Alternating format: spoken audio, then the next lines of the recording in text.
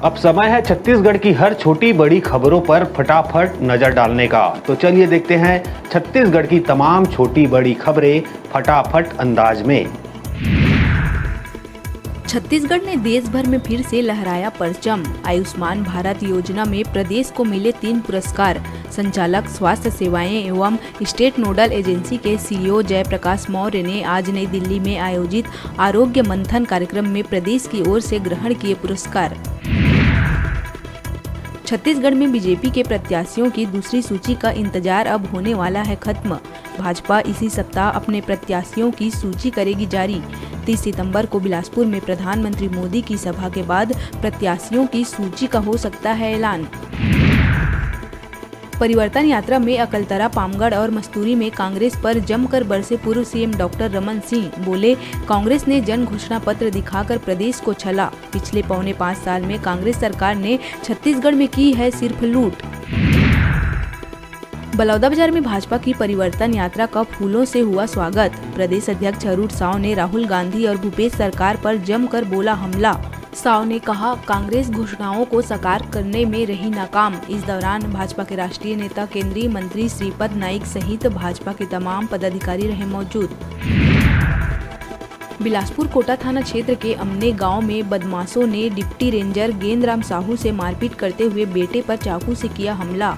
घायल deputy ranger के बेटे का अस्पताल में जारी है इलाज। वहीं मामले में पुलिस ने आरोपियों के खिलाफ दर्ज कर लिया है मामला।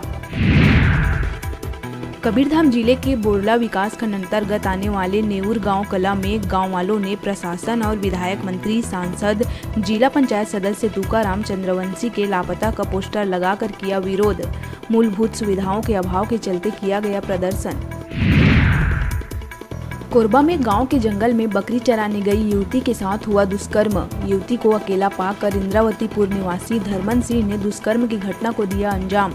परिजन की शिकायत के बाद आरोपी को पुलिस ने कर लिया है गिरफ्तार। रायगढ़ के कोतरा रोड थाना क्षेत्र में पति की बेवफाई से परेशान एक नवविवाहिता ने फांसी लगाकर कर ली आत्महत्या।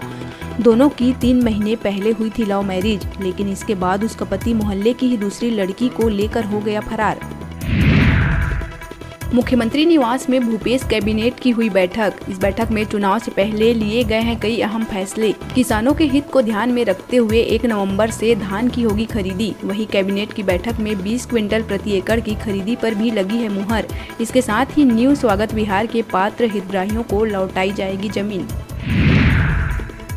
बिलासपुर सिरगिटी थाना क्षेत्र के कुर्मी गांव में युवक की बेरहमी से कर दी गई हत्या। अज्ञात आरोपियों ने दिन दहाड़े घर में घुसकर धारदार हथियार से युवक जितेंद्र धूरी के गले पर वार कर उतार दिया मौत के घाट। वहीं मौके पर डॉग स्क्वाड और फॉरेंसिक टीम भी पहुंचकर कर रही है जांच।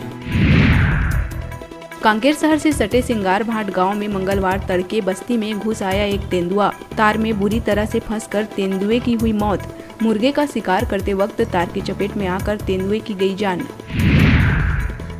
गरियाबंद के दर्रीपारा गांव में दंतैल हाथी ने मचाया है आतंक। बताया जा रहा है कि हाथी धमतरी के रास्ते गरियाबंद जिले में किया है प्रवेश, जिसने दर्रीपारा गांव के करीब पहाड़ों पर डाला हुआ है डेरा। हाथी ने किसान के बाड़ी में घुसकर पहुंचाया है नुकसान। वहीं हाथी की आमद को देखते हुए वन विभाग की टीम ने 10 गाँवों में करवाई है मुनादी।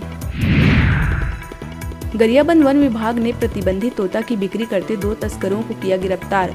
तस्करों के पास से पिंजरे में कैद 11 नग तोता किया जब्त। ओडिशा के कालाहांडी से आरोपी शंकर नायडू, चूना भट्टी रायपुर और लोकेश ढीढ़ी धमतरी के है निवासी, जो नया पारा शराब भट्टी के पास पिंजरे में रख कर बेच रहे थे तोता।